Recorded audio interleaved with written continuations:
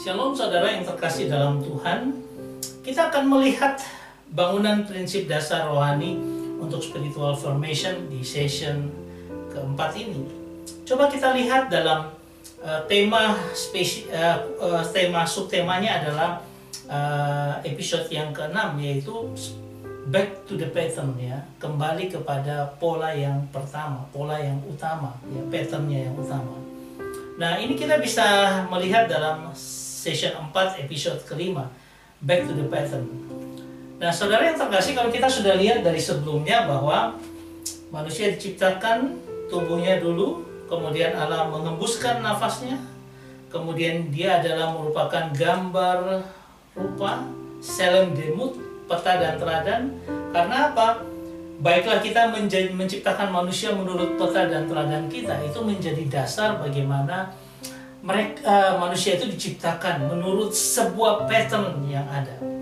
Nah, kalau kita lihat dari beberapa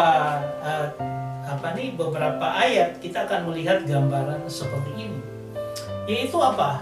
Kristus, ya, yang dimuliakan, ya, dia adalah Allah.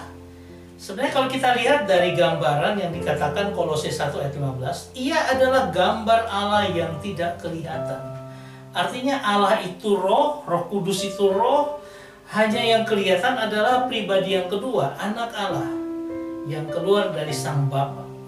Dia menjadi kelihatan, dia dalam bentuk manusia ketika dia inkarnasi dalam dunia ini, ya, dan dialah merupakan pattern utama kita. Karena dia gambar Allah yang tidak kelihatan. Roma menyatakan bahwa, Roma 8 ayat 29, kita akan menjadi serupa dengan gambar Yesus. Artinya apa? Kita akan dikembalikan kepada gambar yang semula. Melalui proses penebusan, melalui hidup yang diperbarui, kita akan diubah kembali untuk serupa dengan Kristus. Dan kalau kita baca dari Ibrani pasal 1 ayat 3, ia adalah cahaya kemuliaan Allah dan gambar wujud Allah. Artinya kita harus memahami bahwa Yesus, pribadi yang kedua dari Allah Tritunggal, itu adalah merupakan pattern kita, Allah yang kelihatan, yang nyata, dan itu kita akan dikembalikan untuk menjadi serupa dengan pattern kita yang semula. Saudara, kalau kita lihat dari Kejadian pasal 1 ayat 26, baiklah kita menjadikan manusia menurut gambar dan rupa kita. Ya, seolah-olah pada waktu itu disaksikan oleh para malaikat dan seluruh alam semesta yang sudah ada dari hari pertama, kedua, ketiga, keempat, kelima, dan ini hari yang keenam. Allah sendiri turun ke bumi dan dia mengambil sebuah tanah liat, ya, seolah itu, dan malaikat semua kaget. Ini Allah mau menciptakan apa lagi? Dan ketika mereka melihat dia sedang mengutak-atik tanah itu dan membentuknya, lalu mereka bilang, loh, dia menciptakan dirinya sendiri. Karena apa? Karena gambar dan rupanya itu yang dia ciptakan pada hari ke-6 itu. Nah, coba kita lihat seperti ini, ya, gambarannya. Dan manusia itu diciptakan secara khusus oleh Tuhan, yaitu dengan cara dibentuk. Dia membentuk, ya, seperti seorang pematung yang membentuk akan menghembuskan nafas hidup ke dalam hidungnya. Demikianlah manusia itu menjadi makhluk yang hidup. Dan bila kita mau membayangkan itu seperti patung yang mati, tetapi dia bentuk manusia ini, pastinya Tuhan juga sangat memperhatikan betul untuk dan setiap dia menciptakan dengan detailnya. Makanya itu merupakan pattern yang pertama, sesuai dengan pattern yang pertama di mata Tuhan. Tuhan menciptakan manusia sebagai laki-laki dan perempuan menurut gambar dan rupa Allah. Dan dia menghembuskan nafas hidup. 27. Kejadian 1 ayat 27. Maka Allah menciptakan manusia. Dia adalah gambar daripada Allah yang kelihatan. Laki-laki dan pribadi yang kedua itu. Mereka.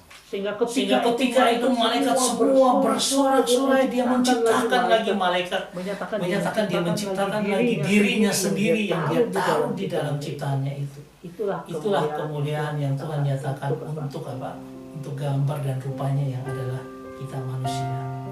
Saudara yang terkasih, kalau kita lihat dari Yohanes 3 ayat 16 yang sering kita baca, karena begitu besar kasih Allah akan dunia ini, sehingga ia telah mengaruniakan anaknya yang tunggal, supaya setiap orang yang percaya kepadanya tidak binasa, melainkan beroleh hidup yang kekal. Ya. Kata beroleh hidup yang kekal itu dari aleke soen ai nion, artinya apa?